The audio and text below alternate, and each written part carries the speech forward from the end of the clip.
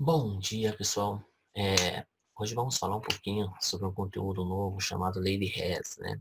A Lei de Hess, ela nos permite calcular alguns tipos de reações químicas e ver qual ou quanto de energia está sendo liberado por essa reação, tá? A gente vai pegar aqui alguns slides e vai conversando sobre isso, tá? Então, assim, é, quando eu falo de entalpia, né, os processos de entalpia, em sua maioria, eles são processos que absorvem energia ou que liberam energia, né, certo? Então, vamos lá. Então, a lei de Hess, ela é um método, né, experimental que se calcula essa variação, né, o quanto de energia ela está absorvendo, o quanto de energia ela está liberando na reação química. Ela nos ajuda a fazer, a enxergar, né, o quanto de energia libera ou o quanto de energia ela absorve, tá? A gente tem alguns exemplos aqui. Dessas equações. O primeiro exemplo diz assim: em um conversor catalítico usado em carros automotores, em seu cano de escape, a poluição atmosférica ocorre em várias reações químicas, sendo que uma das mais importantes é monóxido de carbono mais oxigênio, né, produzindo CO2. Sabendo que as entalpias de reações citadas são grafite mais 1/2 meio de oxigênio gera monóxido de carbono, né? Grafite mais oxigênio, né? 1 mol de oxigênio gera CO2. E aqui a gente tem o ΔH de algumas coisas aqui. Então, o ΔH da primeira reação é menos 26,4 quilocalorias. ΔH da segunda reação é menos 94,1 quilocaloria. Daí pergunta assim, né? Pode-se afirmar que a reação ela é, né, exotérmica e absorve 67,7 quilocaloria por mol. Bom, reação exotérmica não absorve, né? Quem absorve é a reação endotérmica, né? Então, essa questão aqui a gente já pode descartar ela, né? Letra B diz assim, exotérmica libera 120,5 quilocaloria por mol.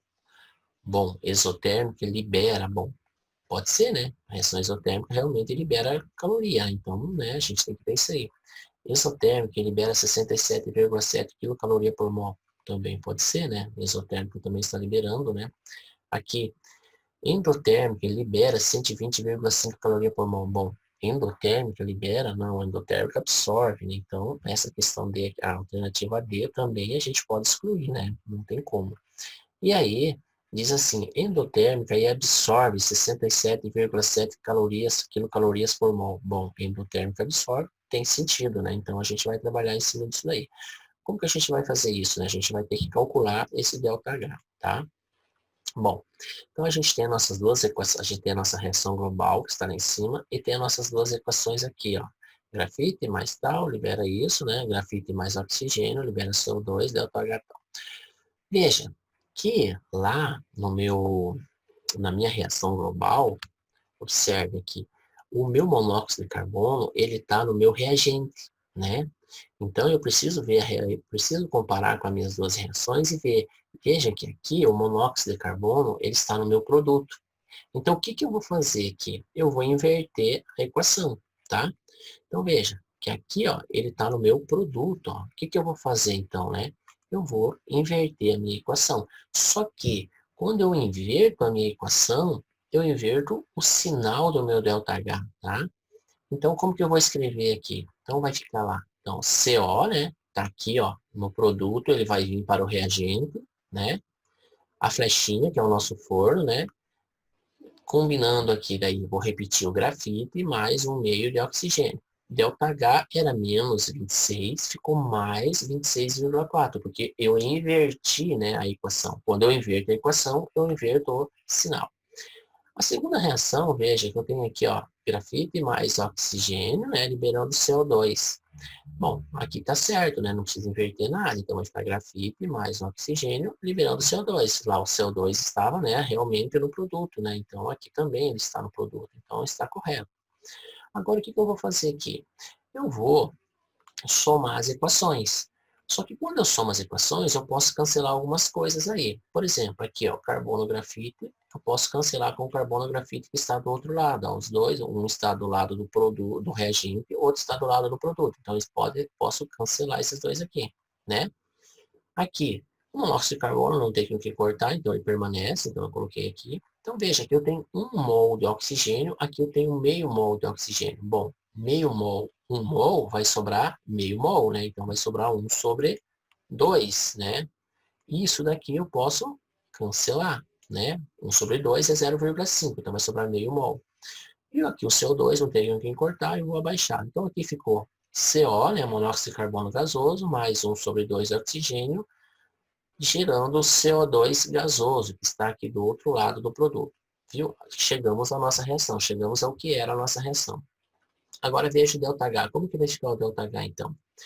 Então vai ficar mais 26, mais o valor do ΔH que eu tenho aqui, da reação 2, né? Da equação 2, que é menos 94,1. Mais 26 mais com menos é menos, né? Então vai ficar menos 94,1. E mais 26 com menos 94 vai dar menos 67,7 quilocaloria por mol. Bom, então a gente chegou na nossa resposta. Veja, aqui eu não calculo a variação, né? Não calculo produto menos reagente, eu calculo as somatórias dos Hs, né? Então, aqui a gente chegou na resposta, menos 67,7 quilocaloria. Bom, ΔH menor do que zero, né? Então agora eu vou voltar lá e vou ver qual seria a minha resposta, né? Então, menos 67,7, ΔH menor do que zero, então é uma reação exotérmica. Então a alternativa correta seria a letra B, né? É exotérmica, ele libera, né? Porque ΔH menor do que zero, menos 67,7 quilocaloria por mol. Beleza? Vamos para o exemplo 2. No exemplo 2, a gente tem também aqui uma reação, né? Uma reação, dada a equação global, né? Deu a equação global aqui 3, que multiplica C2, H2, e do outro lado no produto C6H6 líquido. Muito bem.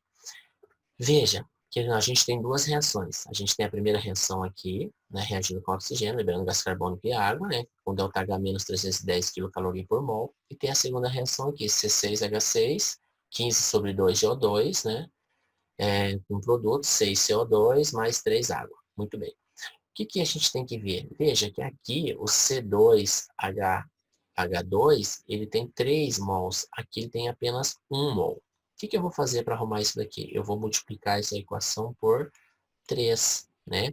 Só que quando eu multiplico por 3, eu multiplico toda ela por 3, certo? Até o ΔH. Então, como que ela ficaria escrita aqui? Então, ficaria 3 C2 H2, né? Mais 3 vezes 5, 15, mais 15/2, né? De O2. Do outro lado lá, como que vai ficar lá então? 3 vezes 2, 6, então vai ficar 6 CO2 gasoso, né? Mais, aqui eu tenho 1 vezes 3, 3, mais 3 de H2O, certo? E o ΔH também vai ficar multiplicado por 3. Então, vai ficar 3 que multiplica menos 310, né? ΔH também tem que ser multiplicado por 3. Na segunda equação, nós temos que o C6H6, veja, ele está no produto. E aqui ele está no reagente. Então, o que a gente tem que fazer? A gente tem que inverter essa equação aí, tá? A gente vai inverter. Só que quando a gente inverte a equação, eu preciso jogar ele para o produto. E aqui ele está no reagente, né? Só que quando a gente inverte a equação, a gente inverte os sinais. Então, aqui a gente vai ter que inverter o sinal do ΔH, certo? Então, vamos lá. Como que vai ficar? Então, eu aconselho vocês colocar a flechinha para não se perder, né? Então, aqui vai ficar 6CO2. Então, vai ficar 6CO2, né? Mais 3H2O, 3H2O, né? Daí aqui a gente tem a nossa flechinha, né? Que separa o reagente do produto. E do outro lado, o que vai ficar? Vai ficar C6, né? C6H6, que está aqui, mais 15/2, né? 15/2 de O2, né? E o ΔH, né? ΔH vai ser era menos 780, vai ficar mais 780. Inverteu a equação, inverte o sinal do ΔH. Muito bem, deixa eu só mudar de cor aqui. Aí, a gente vai somar essas equações aí, tá? Como se a gente estivesse somando, né? Então, aqui vai ficar positivo, né? Vamos somar as equações. O que a gente pode eliminar? Veja, aqui eu tenho 6 CO2 no reagente, aqui eu tenho 6 CO2 no produto. Então, eu vou cortar isso daqui. Vou cortar esse e vou cortar esse, certo? Aqui eu tenho 15 sobre 2 de oxigênio aqui no reagente. Aqui eu tenho 15 sobre 2 no produto, então vou cortar também. Então esse cara aqui também vai sumir, né? Vamos cortar o que a gente puder cortar, a gente vai cortar. Aqui eu tenho 3 águas, ó. E aqui eu tenho 3 águas também, então vou cortar também. Então vai cortar essa e vai cortar essa. E agora eu vou ver o que sobrou, né? Então sobrou 3 CO2, sobrou lá, ó, 3, né? 3 C2H2, C2H2 aqui no meu reagente, né? E do outro lado, o que sobrou? Sobrou apenas o C6, né? H6, né? Veja que a gente voltou na nossa equação que a gente tinha, na nossa equação global, né? A gente conseguiu acertar toda ela e voltar na nossa equação global. Agora a gente vai ter que somar esses ΔH aí. Então veja, ΔH 3 vezes 310 vai dar lá menos, né? Seria, daria menos 930, né? Menos 930 mais 780, né? Qual que seria o ΔH da reação, então, né? O ΔH da reação vai dar lá o menos 150 quilocaloria, né? Quilocaloria por mol. Concordam? Bom, então veja, essa é uma equação exotérmica ou endotérmica, né? Novamente é uma equação exotérmica, né? Porque ΔH é menor do que zero, está liberando calor, certinho? Vou limpar a tela aqui, pessoal. Um grande abraço, fiquem com Deus e até a próxima.